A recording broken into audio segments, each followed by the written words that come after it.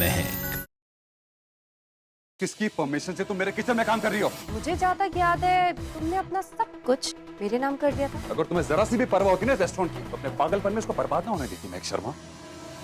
Sure, don't you dare, ये मेरा restaurant, तुम्हें जाना है तो तुम जा सकते, लेकिन मैं कहीं नहीं जाती। Got it? अपने कपड़ों को देखो, ये दाग धब्बे, जिसका खुद का स्टाइल इतना बेकार हो, वो इस रेस्टोरेंट को क्या संभालेगा? लेकिन मिस्टर शौर्य खन्ना, ये रेस्टोरेंट मेरे नाम पे है, तो टेक्निकली मैं बॉस हुई। और हाँ, मेरे स्टाफ मेंबर के सामने मुझसे तमीज से बात करना। कल का दिन बहुत इंपॉर्टेंट है, सब कुछ स्मूथ और टॉप क्लास जाना चाहिए। Sure sir.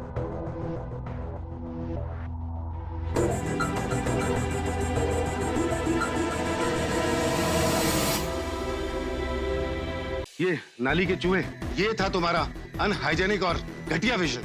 अब मैं तुम्हारे रेस्टोरेंट में इन्वेस्ट नहीं करूंगा, बल्कि मैं तुम्हारी कंप्लेंट करूंगा। अगर इसी तरह हमेशा ही कुकिंग करती रही आप, तो सारे कुकिंग अवार्ड आपसे वापस ले लेने चाहिए। हम एफडीए से हैं, आपके अगेंस्ट अरेस्ट वारंट है, आपको हमारे साथ चलना पड़ेगा। अरे खन्ना साहब, क्यों बेकार में सर खपा रहे हो? स्टेटमेंट लिखवाओ और घर जाओ। लिसन, पहले मेरा लॉयर आएगा, उसके बाद बात करूंगा। तो ठीक है, फिर करो इंतजार। अरे बात सर, तुम हमेशा हर किसी से लड़ते क्यों रहते हो? आराम से डील नहीं कर सकती क्या? अपना ज्ञान देना बंद करो, अपना मुंह बंद रखो। ये सब तुम्हारी वजह से हुआ है। मेरी वजह से कैसे हुआ? किचन तुम्हारा डिपार्टमेंट था ना? हाँ? क्या किया तुमने? क्या किया? चूहों को मेहमान बना दिया।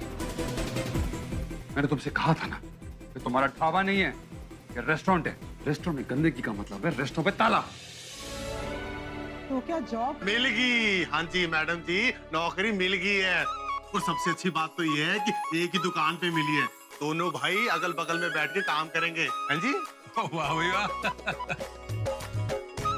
चलो अच्छा, इसी तरह हंसी खुशी अपनी सारी प्रॉब्लम सुलझा लो।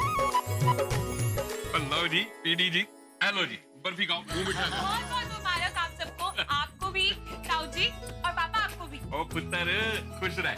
लो जी, पहले तुसी मुंह मीठा और करो। जिंदा रहे पुत्र, जिंदा रहे। आकर आकर अच्छा सुन पुत्र, अब एक काम कर, अपनी महक दीदी को फोन कर और उसको बोल अब उसके दोनों चाचू सेट हो गए हैं, उसे अपने चाचुओं की अब फिक्र करने की कोई जरूरत नहीं है, वो अपने काम पे ध्यान लगाए। हैं? ठीक है। कहाँ मिली है जॉब? काम क्या है? इलेक्ट्रॉनिक्स की दुकान है।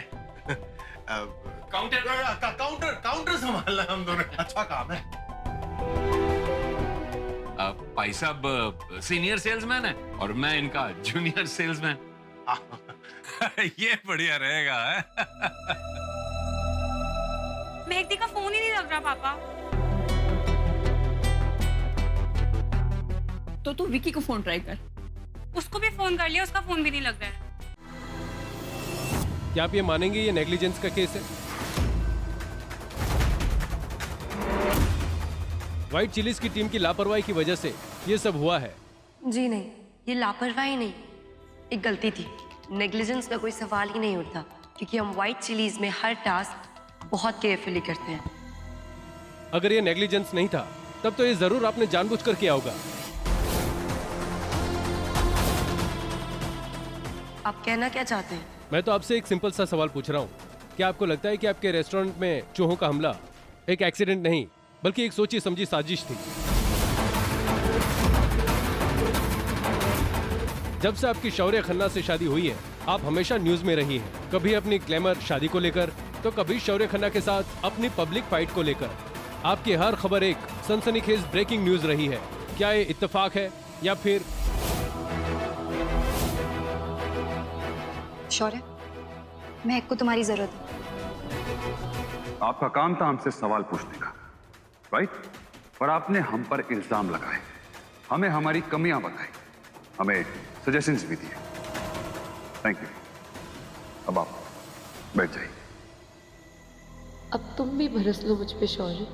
सबसे पहले तो मैं ये कहना चाहता हूं आपसे कि जिनसे आपने इतनी बदतमीजी से बात करी ना सर, वो मेरी वाइफ है।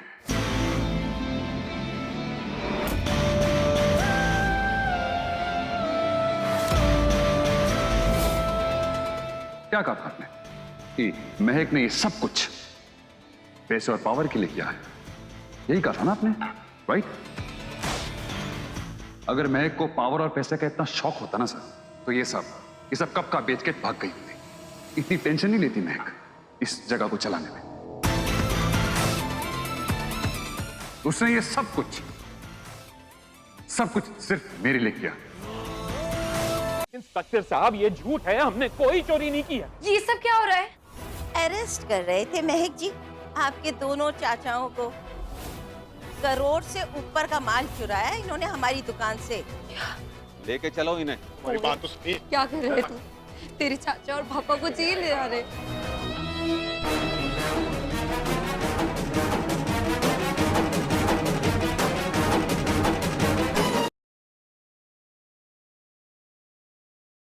मुझे तो अभी भी यकीन नहीं हो रहा कि ये प्रज्ञा वापस आ गई। दादी, पर मुझे ऐसा लग रहा है जैसे कुछ सपना आ रहा है। क्या कहा था मैंने कहा था ना कि प्रज्ञा वापस आएगी। मेरा दिल मुझसे झूठ नहीं कह सकता, मेरा यकीन कभी गलत नहीं हो सकता दादी।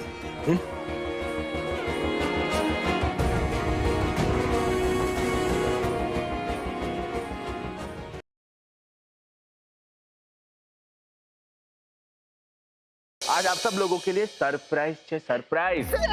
और पता है, जब आपको सरप्राइज मालूम चलेगा तो आप क्या बोलोगे? क्या? कि अब क्यों बुला रहा है, पहले क्यों नहीं बुलाया?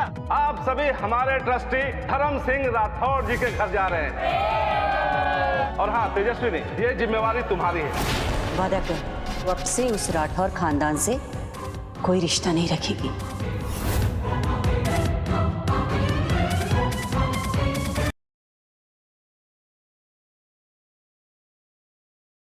वो एक कहावत है ना, एक परिवार को मुट्ठी में बांधना।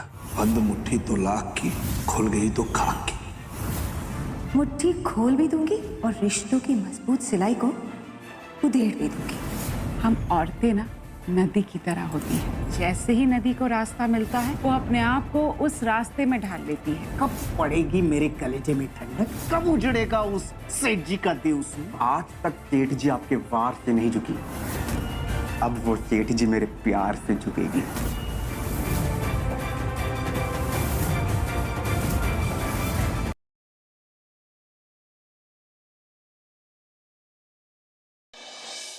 वही नहीं है यहाँ।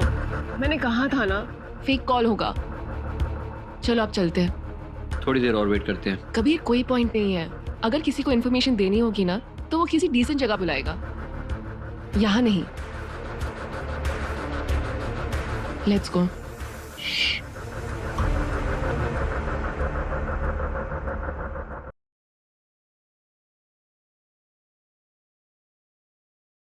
दिल तो यही चाहता था कि ये चिट्ठी आप तक पहुंचे। पूजा, चलो बाहर चलो और हल्दी की रस्म शुरू करो। तुम्हारी सास ने अभी तक हल्दी भी नहीं देखी।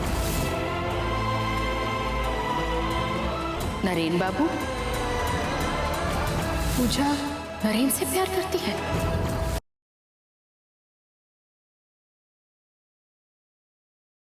सब कुछ प्लान के हिसाब से हो रहा है। मैंने माँ के बैग में लोकेशन ट्रैकर रखी है। आई एम श्योर निशा उन्हें फॉलो करेगी। डोंट वरी आदित्य, आज निशा पकड़ी जाएगी। बस एक बार पता चल जाए कि ये साया कौन है। भाई साहब और भाभी साहब कभी साथ में खुश नहीं रह सकते।